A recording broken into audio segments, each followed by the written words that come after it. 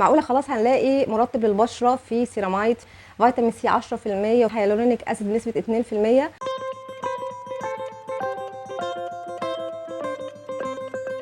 يوريتشي بانسينول ادفانسد هو تقريبا قريب او ابن عم او ابن خالة يوريتشي بانسينول اللي هو جيل كريم. هما الاثنين قوامهم زي بعض خالص وريحتهم كمان زي بعض، بس التاثير بصراحه مختلف.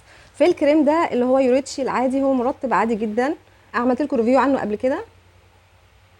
جيل كريم البشره بتمتصه يعني بطريقه معقوله. احنا طبعا بشرتنا مختلطه ودهنيه، ما بنحطش منه طبقه كبيره قوي. اصحاب البشرات الجافه او العاديه بيستخدموا منه كميات عادي خالص. ده برده نفس الحكايه، هو قوامه جيل كريم خفيف قوي على البشره. بصوا انا برضو ده مش بطبق منه كميه كبيره جدا علشان انا بخاف بصراحه من نقطه الحبوب، عشان انا بشرتي بتتلكك الفتره دي عشان تطلع حبوب. البشره بتمتصه بطريقه حلوه جدا، مش على طول، بس يعني في خلال دقيقه هتلاقيه ان هو امتزج في البشره وتلاقيه البشره اتشربته. طيب نيجي بقى للمهم، ان هما بيقولوا لنا ان هو هيرطب البشره وهيديكي نضاره وهيفتحها، هيقلل المسام، في سيرامايد طبعا 2%، دي حاجه كبيره جدا، هيعالج طبعا مشاكل اللي فيها، بيكون حاجز البشره متضرر. في 2% هيالورونيك اسيد برضو ترطيب. يعني شوف دلوقتي اقل سيروم هيالورونيك يكون فعال اقل حاجه 300 400 جنيه.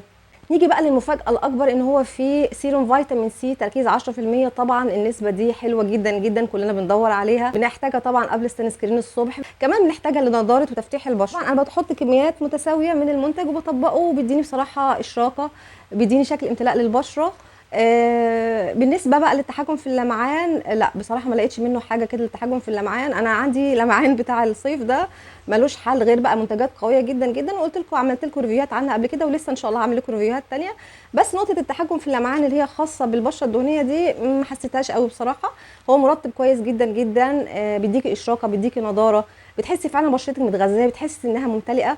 هو فيه هيالورونيك اسيد، لاني بحس بعد ما بستخدمه كده على بشره منديه بحس البشره ممتلئه كده ومنفوخه، مش طبعا اللي هو النفخ اللي هو الكبير زي اللي بنشوفه يعني في المنتجات الغاليه وكده. والناس اللي متعوده على ترطيب الهيالورونيك اسيد هيعرفوا يعني ايه بعد ما بتغسلي بشرتك بالغسول بتحسي البشره رطبه من غير ما تضيفي لها اي حاجه، وبتفضل برده مشدوده وجميله. هل هو فعلا فيه فيتامين سي؟ بالنسبه للاشراق انا حسيت فعلا ان هو فيه فيتامين سي. استخدمته الصبح قبل السان سكرين، فرول شويه معايا عشان انا عندي انواع كتيره، في انواع فرول معاها وفي انواع ما فرولش.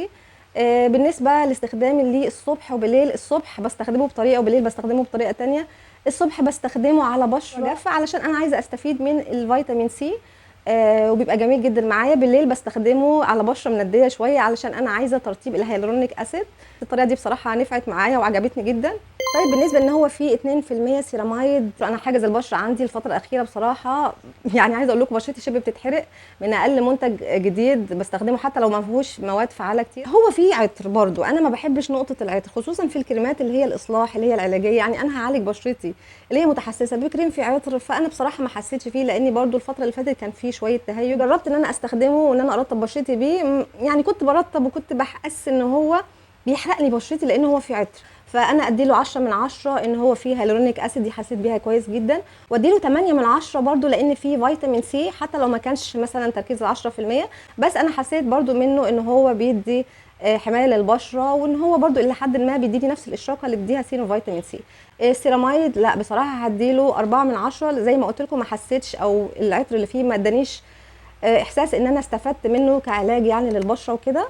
انا كده خلاص خلصت الفيديو. لو انت عندك اي تعليق اكتبي لي في الكومنتات، ما تنسوش تحطوا لايك لو استفدتوا، وتشتركوا في القناه وتفعلوا جرس الاشعارات عشان يوصلكم كل جديد. اشوفكم على خير فيديو جديد، والسلام عليكم ورحمه الله وبركاته.